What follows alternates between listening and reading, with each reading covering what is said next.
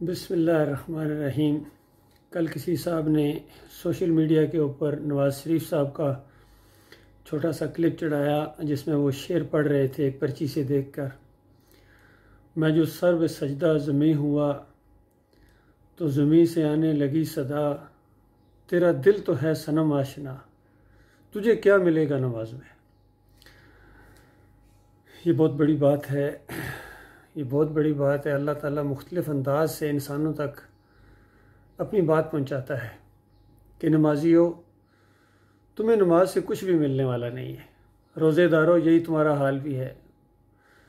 उम्रे करने वालों, जहाद करने वालों और खिदमत खलक के लिए बोरियों के मुंह खोल देने वालों, पाकिस्तान को फलाई रियासत बनाने के सबज़ ख्वाब दिखाने वालों, तुम सब का दिल सनम आशना है। बिल्कुल अल्लाह के अलावा दूसरों को पुकारना, अल्लाह के अलावा दूसरों के सामने सजदे करना, अल्लाह के अलावा दूसरों की नज़र न्याज करना, उनके घर जो हैं, उनके ये जो दरगाहें हैं, ख़ासकर कब्रें, आस्ताने, मज़ार, ये खालस आज बैतुल्लाह का मुकाबला कर रहे हैं। सारी चीज़ें वही हो रही हैं जो खालस बैतुल्लाह के लिए अल्लाह ताला ने मखसूस की थी।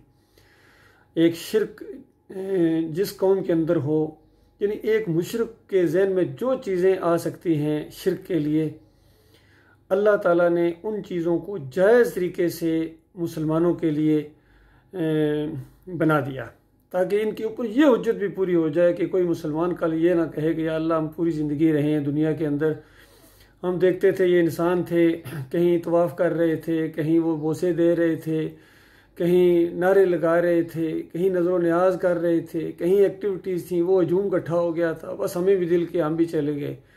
तो अल्लाह ताला ने ये सारी चीज़ें मुसलमानों के लिए एक घर बैतुल्लाह के साथ मखसूस कर दें कि यहाँ आके जो वो सारी बातें मुशरिक अपने आस्थानों के साथ करते हैं, अपने बुतों के सामने करते हैं, अपनी मूर्तियों के सामने, अपने मंदिरों के अंदर और अपनी दरगाहों और मकबरों के अंदर करते हैं, तुम यहाँ ममनो बैतुल्लाह के अंदर आके यहाँ चक्कर लगाओ इस घर के, ये खालस मेरी बंदगी होगी। यहाँ चिमट जाओ मुल्तज़िम के साथ और गिड़गड़ाओ, ये खालस अल्लाह की बंदगी होगी। नारे लगाओ लब्बैक अल्लाहुम्मा लब्बैक ला शरीका लक लब्बैक, इस तरह तौहीद के, ईमान के नारे लगाओ, जोर जोर से लगाओ और कहीं और अकड़ नहीं करनी है। यहाँ आके अगर ये तवाफ़ करो और उसके बाद यहाँ जमज़म है, यहाँ की गोया ये एक तबर्रक चीज़ है, ख़ुद भी पियो, दूसरों को भी पिलाओ, फिर ईद के मौके के ऊपर यहाँ कुर्बानी करो, खालस अल्लाह की रज़ा के लिए, ख़ुद भी खाओ, मस्कीनों को खिलाओ, सारी चीज़ें अल्लाह ताला ने।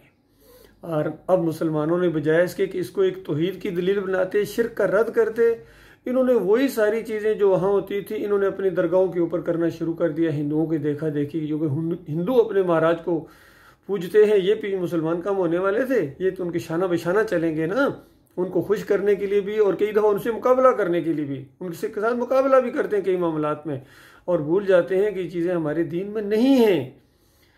तो ये मामला है मेरे भाइयों। और एक बात याद रखना, अल्लाह ने कभी किसी कौम की हालत नहीं बदली है जब तक वो अपनी हालत खुद नहीं बदलेंगे।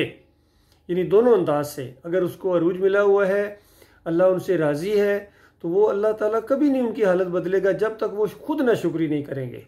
इसी तरह अगर अल्लाह ताला उनको ज़लीलो ख्वार कर रहा है तो खुद अल्लाह ताला उनको इज़्ज़त की तरफ नहीं लेके जाएगा जब तक वो नाफरमानी से, नाशुक्री से तौबा नहीं करेंगे, अल्लाह की तरफ रुजू नहीं करेंगे, अल्लाह ताला उनकी हालत कभी नहीं बदलेगा। ये असूल है, पत्थर पर लकीर है और अल्लाह की सुन्नत है।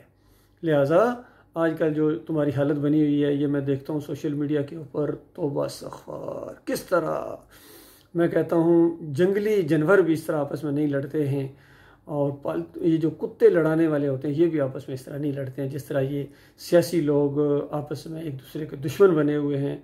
और मेरी वो बात और ज़्यादा मजबूत हो जाती है। मैं गुज़श्ता 37 साल से ये बात कह रहा हूँ कि जमहूरियत ये बदतरीन निज़ाम हुकूमत है, इसके अंदर इंसाफ मिल ही नहीं सकता, चाहे वो किसी भी तरह की जमहूरियत हो। ये एक लानती निज़ाम है, तागूती निज़ाम है, मुशरकाना निज़ाम है।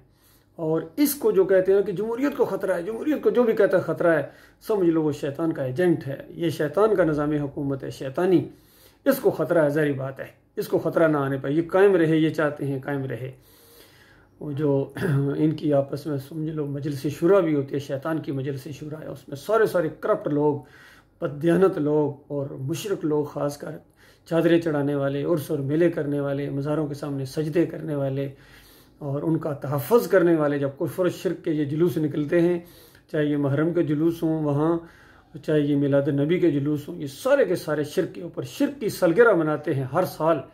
हर साल शिर्क की सालगिरह मनाते हैं और ये हर महीने भी मनाते हैं 11वीं की शक्ल में, और वो दूसरी हर साल मनाते हैं और इनको शर्म नहीं आती है। इस कदर अल्लाह के ये गद्दार बन गए हैं।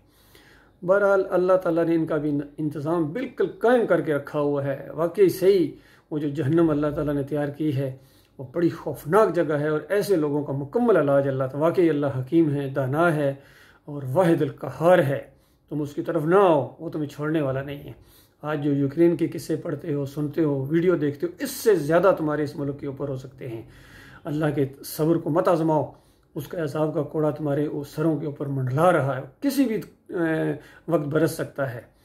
बाकी दुनियावी लिहाज से अपने पाँव पर खड़े होने की कोशिश करो। कभी अमेरिका की गोद में बैठे होते हो, कभी चाइना की तरफ, कभी रूस की तरफ। चाइना हमें ये दे देगा, रूस हमें ये दे देगा, वो अल्लाह क्या करेगा? कभी अल्लाह के सामने भी झुके हो? इन मज़ारों को गिराओ, इन बुतों को तोड़ो। ये बुत परस्ती है, ये बुत परस्ती है। मज़ारों से तुझको उम्मीदें, अल्लाह से ना उम्मीदी। और मुझे बता तो सही और काफिरी क्या है।